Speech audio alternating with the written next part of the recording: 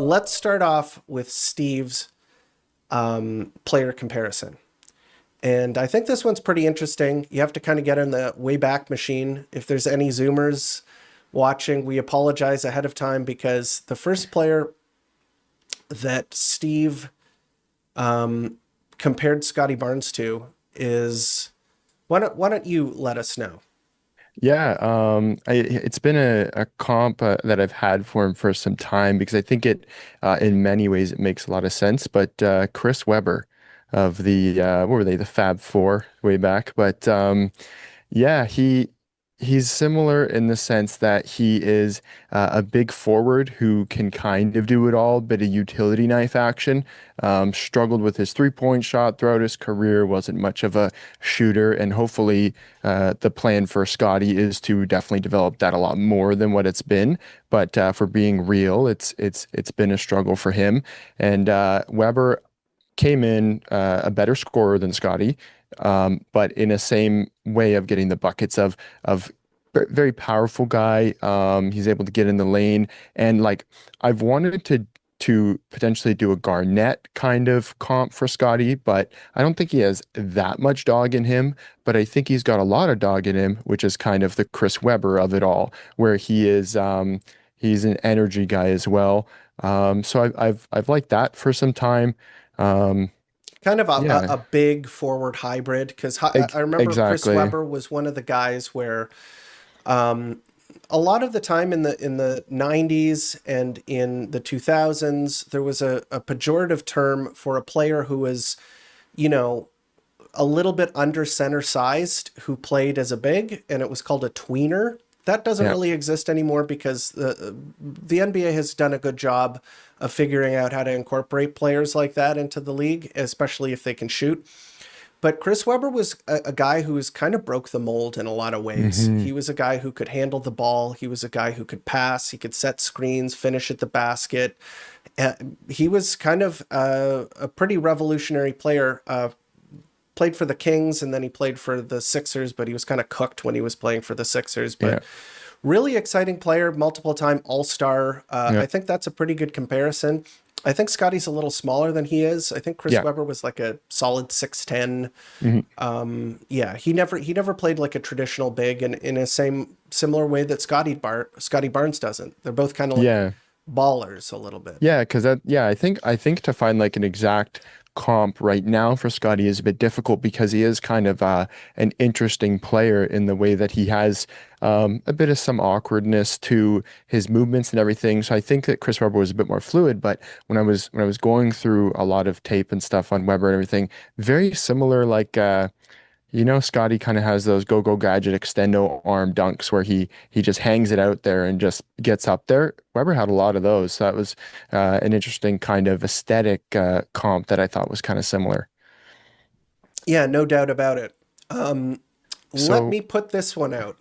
yeah, Uh, you got to tell me, am I cooking here? okay, Okay, so this a lot of Raptors fans won't like this, but I have Bam Adebayo, and Bam Adebayo. Okay, he is a very complicated player. There are a lot of people who are very high on him. He's a stat nerd guy. There are people who have said that he's like prime primed to break out, and I'm just gonna put because I am a homer.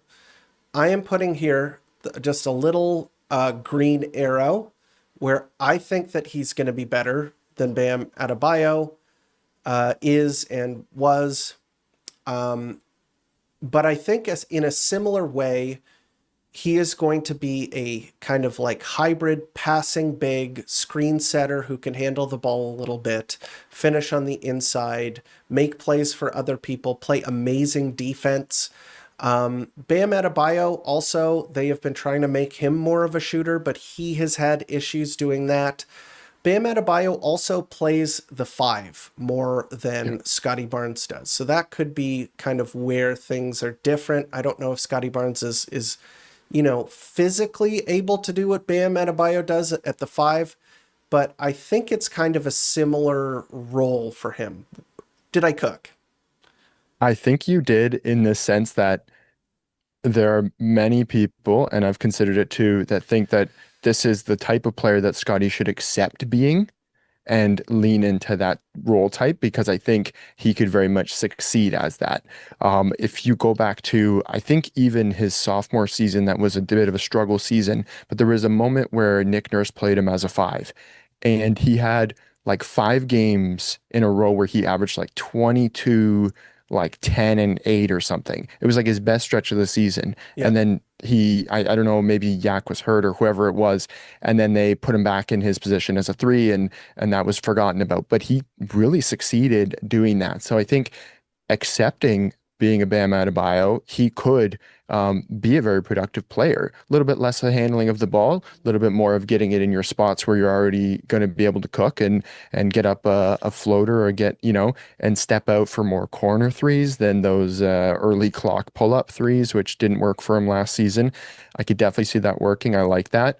Um, Something I saw, I mean, Bam had a bit of a rough season last year. Yeah. He got out to a very rough start, and something that I didn't really notice was that his ability to defend the rim was significantly down. I I think he was think, injured, wasn't he? Like he had like yeah, a some nagging injury of some sort. But yeah, continue. yeah, and basically his defensive field goal percent at the rim, what he's allowing opponents to shoot was like 66 or 67%, which is Horrible.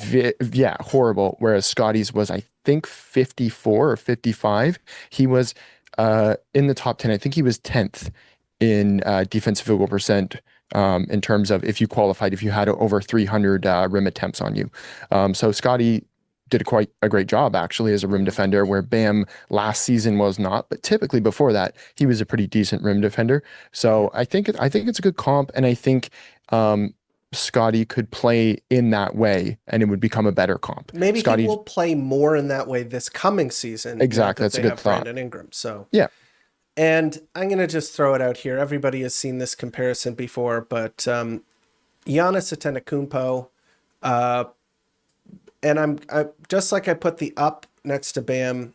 I got to do this. I got to like say Giannis light. Okay, Yeah. the arrow down here, just so that Timu Giannis.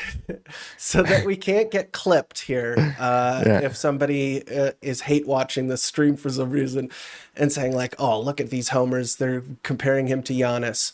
But in terms of, let's just say role, okay, athletic, although Giannis is more athletic, uh, large fours that can handle the ball Hmm. and attack the rim and make plays for others. So there's not a lot of guys like that, which is why, Giannis is one of the guys that springs to mind when people talk about Scottie Barnes, is because a point forward that Giannis is kind of like, he is the main engine on those Bucks teams. They give him the ball, and of course the other team needs to completely collapse and build a wall to keep him out of the paint. So he just has the vision and the passing ability to make plays for his teammates. And I think that Scottie Barnes can kind of do that. Maybe if you were like cross Bam Adebayo with Hmm. Antetokounmpo, maybe that's how we could put it. But what Which do would you be think an about that? excellent outcome. It Oh would yeah, be that would be excellent. like probably a Hall of Famer. But Yeah, I mean, like, okay, so it's funny. There's a lot of crossover between Scotty and Giannis's stats on Giannis's bad stats. So when you look at like, oh, he's not shooting the three very well, he's shooting exactly what Scotty's shooting at. So there's there's interesting parts where their downsides are the same, but Giannis just does every other bit better than Scotty. But yeah, like for a time, your hopeful 99% outcome for Scotty was Giannis. yeah, I mean, that's the top three player in the league. That's just so unlikely. But um, I don't think it's wrong to say that there are times when he plays the same. But what Giannis has over him greatly is the constant aggression and constant downhill punishing yeah, because he's bigger, he's stronger, and more he's more athletic. confident. Yeah, exactly. And he's a lot more confident in doing that. But I think Scotty's been developing the more confidence in driving constantly. And Yeah, then, that's a good point. Putting yeah, pressure on the rim, there's literally nobody better than Giannis Antetokounmpo. He yeah, is the number one, like for the past decade or something, in terms yeah, of self-created dunks. Like yeah. he's just an absolute monster. So let's not get it twisted. But I mean, in terms of a large forward who can handle the ball, attack the rim, make plays for others. That's why I included Giannis there.